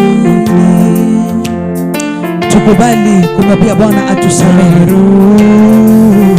na ili tuweze kuomba ombi ingine mpya ya kwamba kutoka siku ya leo, kama vile neno la Mungu linasema ya kwamba tutakapotii sauti ya Bwana, tutakapofuata maagizo ya Mungu, tutakapofanya kadri na mapenzi ya Mungu, tujue ya kwamba it is no longer our will but God's will. Kama vile ombi la ambalo Mungu Yesu alifundisha wanafunzi wake ya kwamba let your will be done. Kutoka mbali, kutoka mbali, Bwana unikaribishe, Bwana unikaribishe, sasa narudi, narudi Bwana,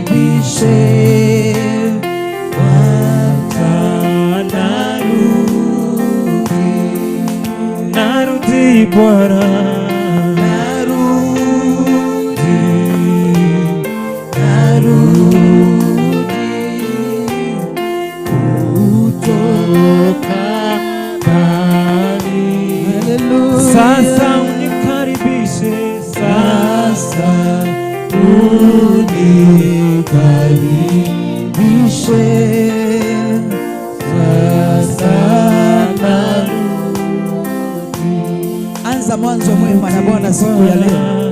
Mwambie Bwana, naomba sababu umenipa nafasi nyingine, kubali kutoka siku ya leo unisaidie ya kwamba niwe nasikia sauti yako na ninaielewa, na niwe nikitii sauti yako, nazo baraka zote ambazo zinafuatana na kutii sauti ya Mungu zitakuwa sehemu yako kutoka siku ya leo kwa jina la Yesu. Mwambie Mungu, na kwa sababu Bwana umekubali kunisamehe, naomba niwe na mwanzo mpya kutoka siku ya leo, ya kwamba nitatii sauti yako. Mwambie Bwana, naomba tu kutoka siku ya leo unisaidie na uniwezeshe ya kwamba nitasikia sauti yako na nitaitii. Nitafuata amri zako kutoka siku ya leo, nitafuata maagizo yako kwa jina la Yesu Kristo.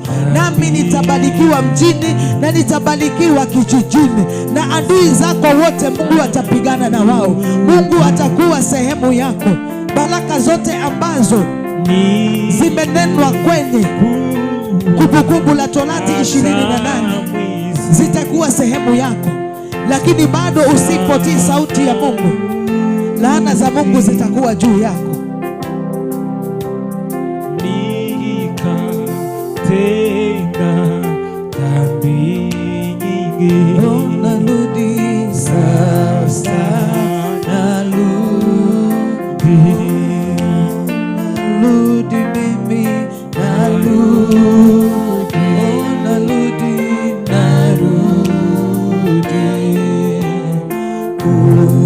kutoka mbali.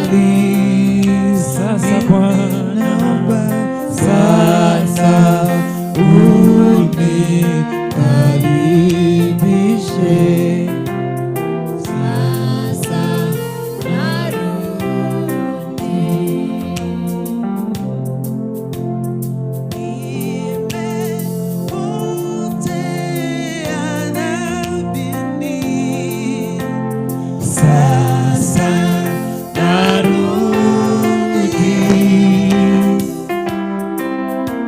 Naomba msamaha Mungu wangu, narudi kwako Yesu, narudi, narudi mimi, narudi, oh narudi, narudi kutoka mbali, kutoka mbali.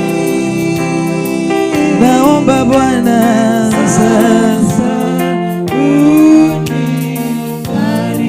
unikaribishe, sasa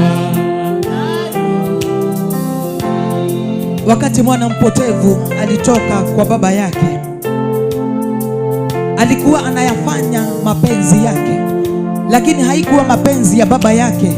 Yule kijana akaondoka, na hivyo ndivyo tumefanya. Tumetoka kwa Mungu wetu na visababu ambavyo hazina maana, na leo hii tumegundua dhambi zetu, tumerudi kwa Mungu. Ambia Bwana, nimerudi kwako siku ya leo. Kwa kutojua kwangu, kwa kutoelewa kwangu, nilikuwa mbali na wewe. Mwambie Mungu ya kwamba kama kuna milango ambayo imefungika kwa kutotii kwangu, na kuomba siku ya leo ikafunguliwe na wewe. Ni kwa sababu kutoka siku ya leo Mungu, nitatii sauti yako, nitaifanya yaliyo mapenzi yako kwa jina la Yesu. Wengine wetu tunaona kuonewa, tunaona kuteseka. Wengine wetu tunaona ni kana kwamba kuna watu ambao wamesimama kwa maisha yetu, ndio maana hatuendelee. Mwambie Bwana, naomba siku ya leo unipe mwanzo mwema, unisaidie kukutii, unisaidie kufuata sheria zako na amri zako, na ninajua kwamba baraka ambazo Mungu amenena kwenye neno lake zitakuwa sehemu yako kwa jina la Yesu.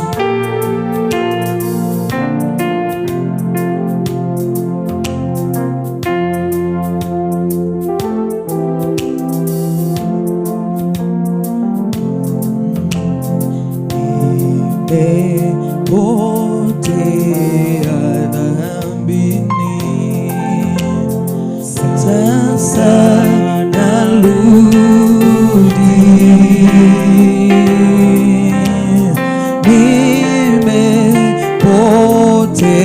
Nimepotelea mbali, sasa narudi. Oh, narudi mimi, narudi kwako Bwana, narudi kutoka mbali, kutoka mbali. Mimi ninaomba Bwana unikaribishe, sasa narudi.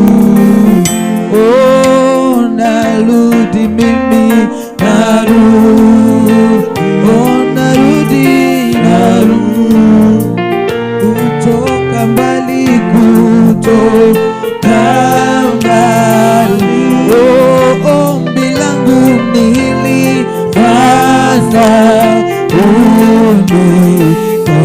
unikaribishe, sasa narudi. Oh, narudi mimi, narudi. Oh, narudi, narudi kutoka mbali, kutoka mbali. Kwako naomba unikaribishe, sasa narudi. Natamani kufanya mapenzi yako, natamani kufanya mapenzi yako,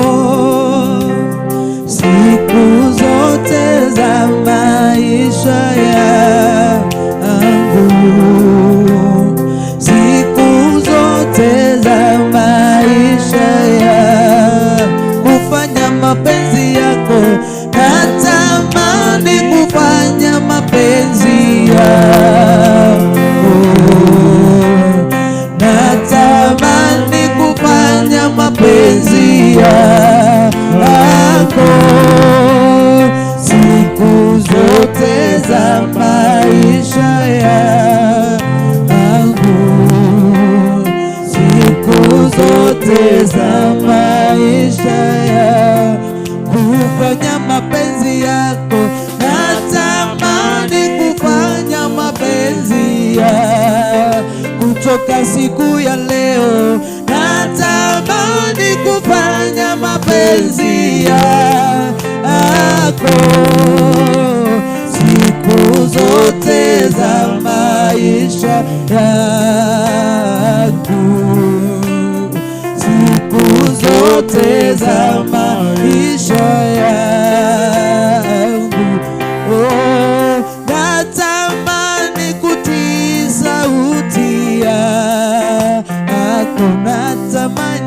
natamani kutii sauti yako, siku zote za maisha yangu, siku zote za maisha yangu. Mwambie Bwana, siku zote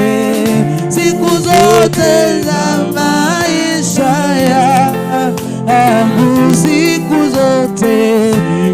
zote za maisha yangu, kutii sauti yako, natamani kutii sauti yako, natamani kutii sauti yako, siku zote za maisha yangu, siku zote za maisha yangu, kufanana nawe, natamani kufanana nawe. Mimi naomba, natamani kufanana nawe, siku zote za maisha yangu, siku zote za maisha yangu, kushiriki nawe, natamani kushiriki natamani, mimi natamani kushiriki oh, siku zote za maisha yangu, oh, siku zote za maisha yangu, oh, nasema siku zote za maisha yangu, oh, siku zote za maisha yangu. Wambia Bwana ya kwamba this year will not be like other years, ambazo Bwana sijapokea baraka zangu kwa kutotii kwangu. Nataka utabilie mwaka huu ya kwamba nitatii sauti yako Bwana. Chochote ambacho utakili na mdomo wako, Mungu atatimiza. Kili na mdomo wako, tabilia maisha yako mwaka huu ya kwamba ile milango nimefanya ikafungika, mwaka huu haitafungika. Ni kwa sababu nitakutii Mungu, nitafuata amri zako, nitatii sheria zako Mungu. Mwambie mwana, mwaka huu natamani kutembea na wewe, natamani kuwa na ushirika mzuri na wewe. Naomba Bwana unisaidie kutii sauti yako, nisaidie Bwana kutii amri zako mwaka huu, kwa jina la Yesu, kwa jina la Yesu. Haleluya. Siku zote za maisha yangu, siku zote za maisha yangu, si siku moja Bwana, ni siku zote za maisha yangu, ni siku zote za maisha yangu. Naomba ukashike jirani yako kwa mkono, ukuwe na jirani mmoja tu, ukuwe na mtu mmoja tu, utashika na mkono wako. Shika mtu kwa mkono wako.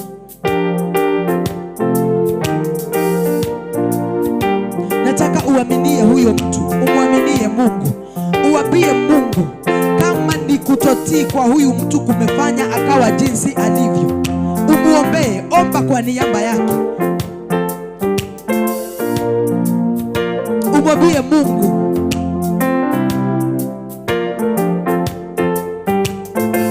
Haleluya. Mwambie Mungu, naja mbele zako nikikuomba Bwana ukaweze kumsamehe. Kwenye Bwana ulinena na yeye akaona nikana kwamba ni mawazo yake, ni akili zake. Bwana msamehe. Na kutoka mwaka huu, kutoka siku ya leo Bwana, kubali mfalme wa amani kumsaidia na kumwezesha akasikie sauti yako na akaitii. Na ili Bwana zile baraka zote umenena kwenye kitabu chako cha Kumbukumbu la Torati 28 ya kwamba zitakuwa sehemu yake kwa jina na damu ya Yesu Kristo. Mwambie Bwana kwamba hatazuilika mwaka huu, bali atanyakua ambacho Mungu amemwekea mwaka huu. Milango ambayo imefungika miaka imepita, mwambie Bwana kwa nguvu na uwezo na mamlaka ambazo Mungu amekupa ya kwamba unazifungulisha kwa jina la Yesu Kristo. Mungu ni muweza. Mwambie Bwana, na kuaminia ndugu huyu, na kuaminia dada huyu ya kwamba mwaka huu utamsaidia kwa jina la Yesu, kwa jina la Yesu, kwa jina la Yesu.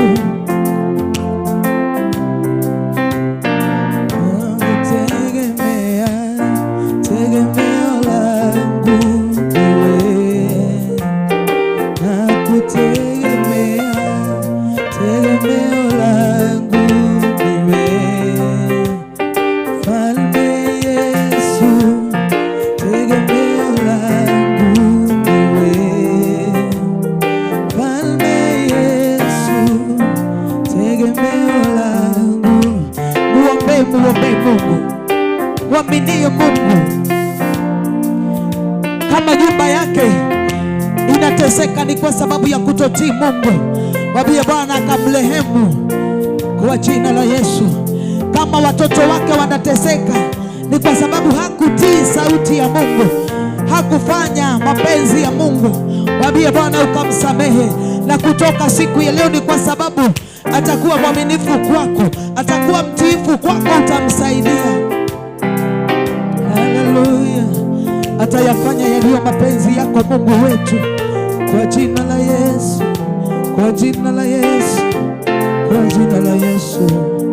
Asante Bwana Yesu, wewe ni Mungu. Asante Bwana,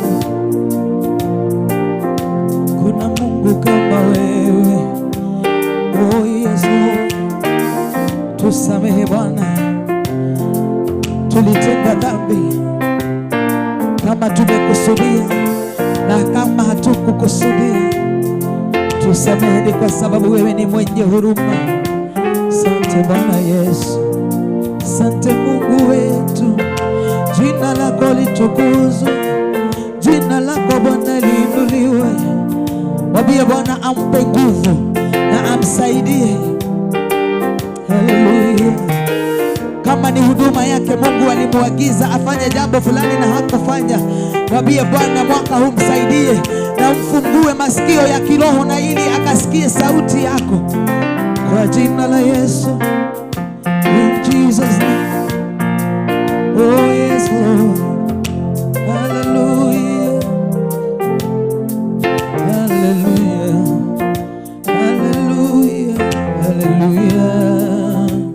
Wewe ni Mungu na kando yako hakuna kama wewe. Asante Bwana kwa kutupa nafasi nyingine Bwana. Oh, kutotii sauti yako ni kutenda dhambi. Tupe mwanzo mwingine mpya Bwana siku